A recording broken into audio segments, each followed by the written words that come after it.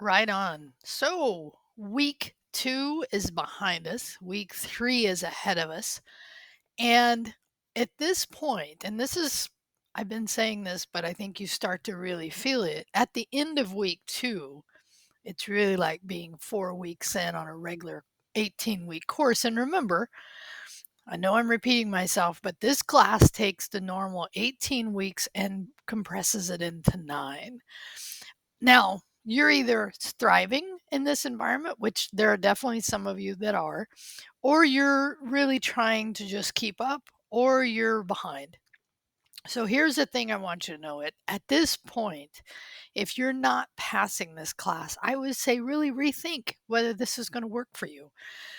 There are classes starting next semester that are in the 18-week mode. So check those out. Ask me any questions, but just know that it's not going to change as far as the workload. This is what it's going to look like from here on out. Okay. Now, a couple things. I really enjoyed the two discussions that you had this week, the self driving and the net neutrality. And I actually have a link I'm going to provide about kind of the update of, not kind of, but the update of net neutrality, because what we see in the politics, unfortunately, there's a political side of net neutrality. Like Obama tried to implement and did, and then President Trump reversed that. And now what we have is a mixture because some states have and have not implemented it. So, and net neutrality, it's so interesting too. The other thing I want to say about your discussions is not that anybody's right or wrong, it's that I want you to inform yourself enough to understand what the issues are. And so when I read your writing, what I'm looking for, and by the way, don't bullet point, not don't number your paragraphs, because what you're really doing is you're writing a narrative. Okay.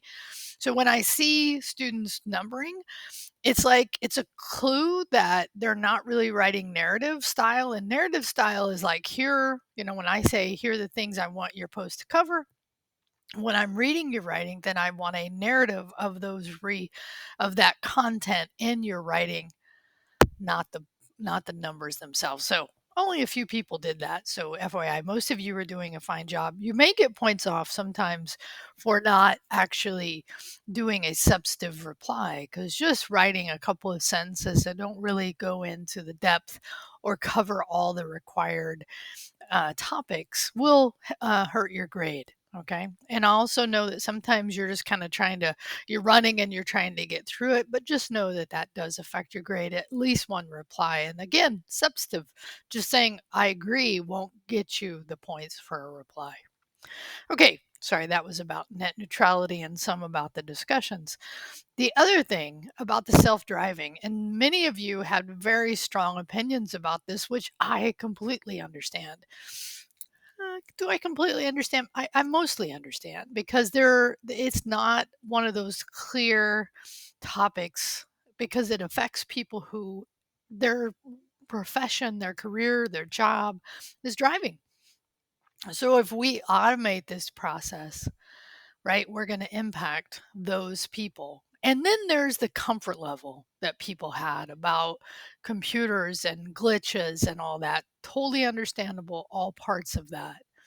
What I wanted to relay to you about this is a personal story for me.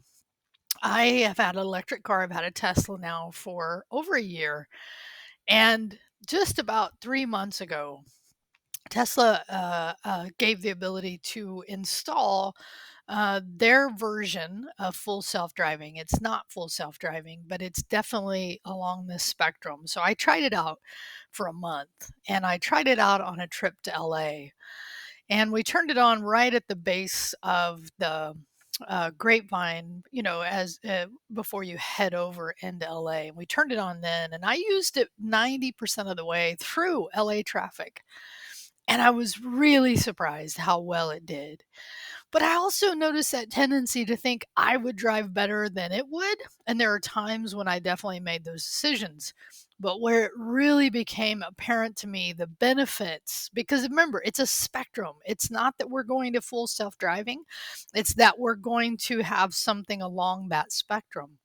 So where it really became handy was once we were down, all the way down into San Diego, and we were going to an event one night, and we were heading back to the place that we were staying. It was late, and I was tired, and I turned on the and I would call it driving assist. I wouldn't call it full self-driving, but man, was it helpful.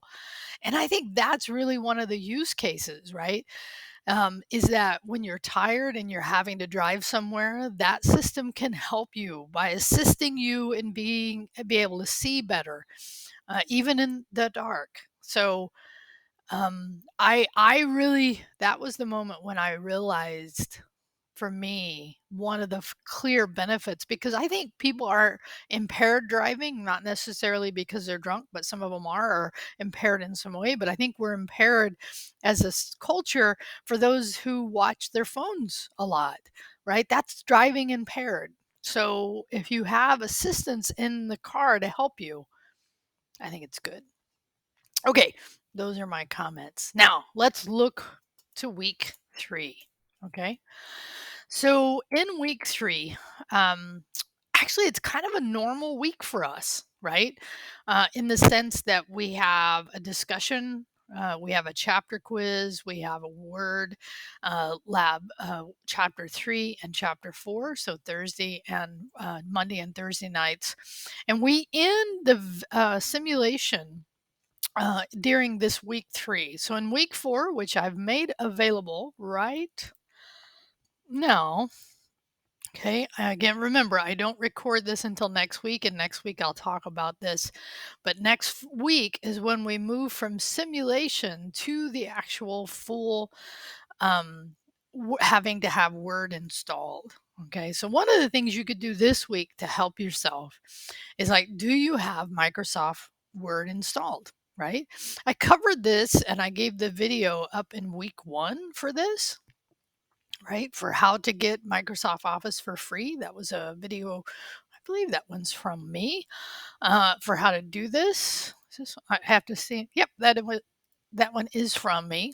So, and I say that because some of the videos that you watch are actually from one of my peers, faculty peers here at City, who set up this course, and I'm using it and modifying it for my own needs. So anyway, that one is from me. You can check that one out. I do want to show you one of the things I do is I roll up weeks as we finish them. Okay, just to make navigating this a little easier. Okay, so most of you seem to be getting the word, the simulation environment. You seem to be navigating that. I believe I said this pretty clearly, and most of you are getting the submission right, but you're calculating this. But also, one of the things is when I have you create these PDFs, take a close look at them because they actually give you the step by step. And I talk about how in my IT lab, you can actually, once you submit it the first time, which I recommend if you have time doing it multiple times, because the second time through, you generally have got it. And it's just a matter of figuring stuff out. Like the kind of the things that you got wrong. And one of the things you can do is go back and look at your grade the way I show you to submit your grade, because in there you actually have a list of actual step by step for each item, right? And so it just helps you do that. So I just want to tell you that the other thing is, I think I'll have a couple people with this, is I definitely recommend Chrome as the browser to use for my IT lab.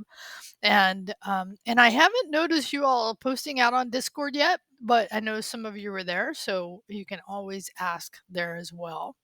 Okay, so our discussions this week. One is about, in week 3, is Alpha. Wolfgram Alpha, which is awesome. It's a fun. Some of you, if you don't know about it, we give you an exercise for just looking at what this website does and kind of, hypothesizing ways you might use it, ways you might not want to use it for math homework. But so that one, remember too, you're not answering, right? You want to give your reply worth 5 points, right? Don't use it on your math homework. This gives you a video for just understanding how this website works. Okay. All right. So the other discussion is also, I think, a fun one this week, and it's all about the app show and tell, right? I mean, many of us most of us, right, have apps that we absolutely love to use. One app I absolutely love is my camera app for my house, so that when somebody walks up, I get a notification that somebody's at the house, which is great. Also, just my whole, and I'll just come back to you and show you this, my whole home, right? I switched from regular cable TV, cutting the cord this a couple months ago, to actually using Google for all of my. I typically am in the ecosystem. We could talk about this. This is something I think we talk about in the future, but if not, people tend to be in an ecosystem one way or the other. Like if you have an Android phone and you might still use Windows or Mac for your laptop, but you may have devices in your home. Like for me, the Nest devices are very popular. I have a thermostat that's from Google. So I typically am in that ecosystem. I've been in it for many years. I've used their phone for many years. And folks that are in the iOS, they typically are in that ecosystem. They have iPads, they have Apple TV, they have those devices, maybe a mixture of Amazon in there as well. But typically, sometimes what happens is we get siloed. If you haven't heard this term, siloed, we get caught into our particular ecosystems. So sometimes, like when I see somebody else's how they've set it up, I'm like, oh, there a feature I don't have? How do I get such features? And anyway, so much going on the software side. All right, so what do I want to know from you for this week? Is I do want to know the following, right? Is Do you understand that in week 3 is the last time for Word we're going to do simulation, and that in week 4 you actually have to have Microsoft Word, the full program, right? We're thinking about apps this week. It's a good time to do you have, and this is how you can answer, or anything related to what I've said, but specifically what I want to see is, do you have Microsoft Word loaded on your system, your computer, right? Because you're going to need that in week 4. So I'd just like to give you the heads up now so that you can get that done, get help if you need it. Remember, even if you're on the Mac or you're on the PC, the campus offers for free. Both of those OS operating systems have Microsoft Word for free. Okay, now this is going to be not true when we get to access, but we are a little ways away from there because we're in week 4. Okay, week 2 for this class, but week 4 in a regular class, and it's moving quickly. All right, I've really enjoyed reading your posts. I look forward to our next adventure. Have a great week. Talk to you soon.